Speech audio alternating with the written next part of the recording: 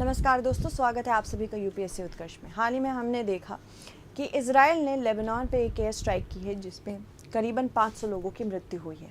ये काफ़ी दुख की बात है। साथ ही साथ यहाँ पे धीरे धीरे पूरा विश्व युद्ध की स्थिति में जा रहा है, पर जैसे किसी को कोई फ़र्क ही नहीं पड़ रहा है।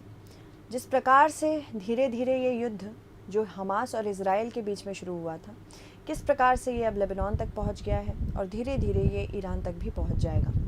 और यहाँ पे सबसे बड़ी दुख की और आश्चर्य की बात है कि कोई इस युद्ध को रोकने के लिए एक बहुत कड़ी मेहनत कर ही नहीं रहा है। हालांकि अभी यूएन में एक रेजोल्यूशन पारित हुआ था जिसमें फ़िलिस्तीन को बनाने की बात कही गई थी, जिसमें भारत ने एब्सटेंशन दिखाया है। ना इसके फेवर में था ना इसके अगेंस्ट में था, क्योंकि भारत 2 स्टेट सोल्यूशन मांगते हैं। पर हाल ही में लेबनान के साथ क्या हुआ, यहाँ पे हम इसके बारे में जानते हैं। इजरायली डिफेंस फोर्स ने सोमवार को हिजबुल्लाह के 1600 टारगेट को निशाना बनाया है और लेबनान में एयर स्ट्राइक की है। लेबनान इजराइल के साथ एक ब्लू लाइन नामक सीमा साझा करता है। ये ब्लू बैरल से बनी हुई है। इंटरनेशनली इसके पास यही एक रिकग्नाइज्ड सीमा है। असल में लेबनान जो है ये चाहता नहीं है कि इजराइल यहाँ पे एग्जिस्ट करे। सिमिलरली यहाँ पे गाज़ा से जो लड़ाई शुरू हुई थी 7 अक्टूबर को ऑपरेशन अल अक्सा के तहत 2023 में हमास ने गाज़ा पट्टी से इजराइल के दक्षिणी क्षेत्रों पर हमला करना शुरू किया था। इसी के जवाबी हमले में ऑपरेशन आयरन स्वॉर्ड लॉन्च किया गया था। ऑपरेशन आयरन स्वॉर्ड लॉन्च किया गया था इजराइल के द्वारा। इसका काम था कि हमास के कनेक्शंस को पूरी तरह से नस्तनाबूद करना है। अब हमास जो है वो एक वायलेंट ऑर्गेनाइजेशन है। भले ही भारत में उसे टेररिज्म का दर्जा नहीं दिया गया है, क्योंकि भारत में यहाँ पे एक कायदा होता है under the unlawful activities prevention act. जब वो क्राइटेरियाज कोई मैच करता है तभी हम उसको टेररिस्ट ऑर्गेनाइजेशन घोषित करते हैं। पर भारत इसे बस एक ग्रुप मानता है। भारत ये भी चाहता है कि फ़िलिस्तीन और इजराइल दोनों मिलके 2 स्टेट सोल्यूशन ढूंढने की बात करें। 2 स्टेट सोल्यूशन क्या होता है? बेसिकली ये एक ऐसी डिप्लोमेटिक प्रणाली है, ये राजनयिक प्रणाली है जिसमें दोनों देश बैठ के एक दूसरे के साथ डिसाइड करें कि किस प्रकार से दोनों देश यहाँ पे पीसफुली कोएग्जिस्ट करते हैं। पर लेबनान पूरी तरह से यहाँ पे अगर हम बात करें साउथ में, ये हिजबुल्लाह के समर्थन में है। यानी कि हिजबुल्लाह एक शिया मिलिटेंट ग्रुप है। शिया मिलिटेंट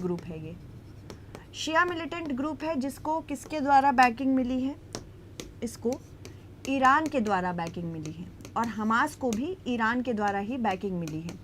तो दोनों ही जो संगठन हैं ईरान की तरफ से प्रॉक्सी वॉर दर्शाते हैं, क्योंकि ये इजराइल से थोड़ा दूर है, सीमा नहीं साझा करता है ईरान, और ईरान चाहता है कि इजराइल यहाँ पे एग्जिस्ट ना करे। तो ये इन्हीं दोनों के थ्रू, हमास और हिजबुल्लाह के थ्रू, इनके ऊपर इजराइल के ऊपर प्रॉक्सी वॉर करता रहता है।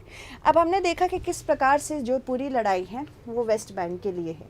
वेस्ट बैंक जिसमें जेरूसलम है, बेसिकली तीनों रिलीजन, ज्यूज़, यहूदी, मोहम्मदन्स, मुसलमान और क्रिश्चियंस, ईसाई, तीनों ही इब्राहिमिक रिलीजन है। इब्राहिमिक रिलीजन यानी कि इनके जो जनक है वो इब्राहिम है, और तीनों के लिए ही ये जगह बहुत ज़्यादा ज़रूरी है। मुसलमानों के लिए अल अक्सा, और साथ ही साथ first temple of Solomon juice के लिए, और birth place of Jesus Christ Christians के लिए, जिसकी वजह से ये एक बहुत ही कंटेंटेड रीजन है और इसी के लिए पूरी लड़ाई चल रही है। गाज़ा पट्टी ये इजराइल के साथ सीमा साझा करती है पूरी तरह से, और नीचे दक्षिण में देखेंगे थोड़ी सी सीमा इसकी सिन्नाई पेनिनसुला की तरफ लगी है, और फिर उसके बाद भूमध्य सागर है। हिजबुल्लाह कम्प्लीटली यहाँ से अटैक करता रहता है इजराइल को, और इजराइल ने जवाबदेही में ही यहाँ पे दूसरा अटैक किया है। बट अगर हम बताएं कि हाल में ही क्या हुआ था लेबनान में पेजर ब्लास्ट हुए थे। पेजर ब्लास्ट क्या होते हैं? बेसिकली ये एक प्रकार का ऐसा उपकरण होता है पेजर, जो बिना किसी इंटरनेट के चलता है, नो इंटरनेट, और इसमें आप मैसेजिंग कर सकते हैं। इसमें अल्फ़ा न्यूमेरिक मैसेजिंग कर सकते हैं, यानी कि अल्फ़ाबेट्स का भी प्रयोग किया जा सकता है और नंबर्स का भी प्रयोग किया जा सकता है। और हिजबुल्लाह इसे क्यों यूज़ करता है? क्योंकि हिजबुल्लाह जानता है कि हम इंटरनेट ट्रैकिंग के लिए बचने के लिए हमें पेजर का इस्तेमाल करना पड़ेगा बशर्ते ये रेडियो फ्रीक्वेंसी से चलता है, तो इसको एक आसपास के रेडियो बेस पे रहना पड़ता है, तो ये रेडियो फ्रीक्वेंसी से चलता है। तो ये पेजेस अचानक से ब्लास्ट हुए, जिसकी वजह से 10 लोगों की मृत्यु हो गई थी। बहुत लोग कह रहे थे कि इजराइल ने करवाया है। इजराइल ने हालांकि इस बात की पुष्टि नहीं की है। हिजबुल्लाह का मानना था कि इसमें इजराइल ने छोटे छोटे एक्सप्लोजिव्स लगवा दिए थे और ये 5000 पेजर्स थे जो कि मंगवाए गए थे ताइवान से। छोटे छोटे एक्सप्लोजिव अचानक से फटे। हालांकि कुछ विशेषज्ञों का ये मानना है क्योंकि इन पेजर्स में लिथियम आयन बैटरीज होती हैं, लिथियम आयन बैटरी, और अगर बहुत लंबे समय तक ये किसी गर्म वातावरण में रहती हैं तो ये फट भी सकती हैं, जिसकी वजह से ये पेजेस का ब्लास्ट हुआ। बट हाल ही में कुछ पता नहीं चला, किसी ने किसी चीज़ की पुष्टि नहीं की। 10,000 रॉकेट्स बर्बाद करने का दावा इजराइल ने किया है। यहाँ पे 500 लोगों की approximately 500 people have been killed. इसमें 58 महिलाएं और 35 बच्चे भी थे और 1645 लोग घायल भी हुए हैं। संयुक्त राष्ट्र महासचिव एंटोनियो गुटेरेस ने बताया कि उन्हें लेबनान के दूसरा गाजा में तब्दील हो जाने की आशंका है, मतलब लेबनान भी इसी तरह से निस्तनाबूद हो सकता है। 2006 में महीने भर में चली लड़ाई में लेबनान के 1000 लोग मारे गए थे। साथ ही साथ फिलहाल लेबनान में बुधवार 25 सितंबर तक के लिए स्कूल और कॉलेजों को बंद किया है, सुरक्षित जगहों पे लोगों को भेजा है। यहाँ पे आईडीएफ दावा कर रही है कि हिजबुल्लाह दक्षिणी लेबनान में घरों में मिसाइल छुपा कर रख रहा है, इसीलिए इस अटैक को करना पड़ा। अगर बात करें हिजबुल्लाह की, सीधे सीधे हम हिजबुल्लाह के बारे में जानना ज़रूर चाहेंगे क्योंकि क्वेश्चंस इससे भी बनते हैं। हिजबुल्लाह है क्या? बहुत ज़्यादा ये न्यूज़ में रहा है और ये चाहता है कि ईरान पूरी तरह से ख़त्म हो जाए।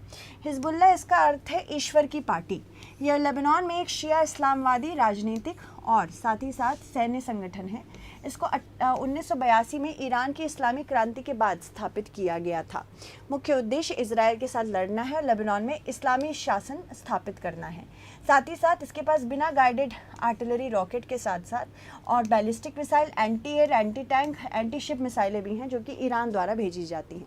विदेश संबंध परिषद के अनुसार हिजबुल्लाह की उत्पत्ति लेबनानी गृह युद्ध जो कि 1975 से 1990 के बीच में हुई थी, उसके बाद हुई है, जो देश में बड़ी संख्या में सशस्त्र फिलिस्तीनी उपस्थिति के कारण लंबे समय से चल रहे असंतोष का परिणाम है। तनावपूर्ण जातीय और धार्मिक विभाजनों के बीच 1948 के बाद से फिलिस्तीनी शरणार्थियों के आगमन के तनाव की वजह से यहाँ पे हम देख रहे हैं ये इसको बढ़ा दिया गया है। उनकी उपस्थिति का कारण 1978 में और फिर 1982 में फिलिस्तीनी गुरिल्ला लड़ाकों को खदेड़ने के लिए इजरायली सेना ने दक्षिणी लेबनान पर आक्रमण किया था। लेबनान और इजराइल के संबंधों में अगर हम बात करें, 1948 में इजराइल के अस्तित्व में आने के बाद से इजराइल तथा लेबनान के बीच समुद्री सीमा को लेकर विवाद रहा है। दोनों देश असल में भूमध्य सागर से लगभग 860 वर्ग किलोमीटर के क्षेत्र का दावा करते हैं क्योंकि यहाँ पे बहुत सारे ऑयल और नेचुरल रिसोर्सेज हैं। साथ ही साथ लेबनान और इजराइल के बीच के संबंधों का इतिहास जटिल भी रहा है।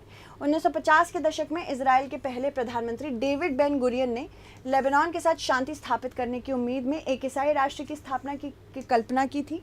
हालांकि यह योजना कभी सफल नहीं हुई और लेबनान में गृह युद्ध की शुरुआत के साथ फिलिस्तीन लिबरेशन ऑर्गेनाइजेशन ने देश कुल इजराइल पर हमला करने के लिए एक आधार के रूप में इस्तेमाल करना शुरू किया। 1980 के दशक में लेबनान में शिया मुस्लिम संगठन हिजबुल्लाह का उदय हुआ जो इजराइल के खिलाफ लड़ने के लिए ईरान की इस्लामी क्रांति से प्रेरित था। तो इस प्रकार से जन्म हुआ है हिजबुल्लाह का। अब इससे रिलेटेड एक क्वेश्चन देख लेते हैं। हिजबुल्लाह के संदर्भ में निम्नलिखित कथनों पर विचार करें। हिजबुल्लाह, जिसका अर्थ है ईश्वर की पार्टी, लेबनान में एक शिया इस्लामवादी राजनीतिक और सैन्य संगठन है। इसका मुख्य उद्देश्य इजराइल के साथ लड़ना और लेबनान में इस्लामी शासन स्थापित करना है। तो आपको बताना होगा इनमें से कौन सा कथन सही है। धन्यवाद। भेज दीजिए।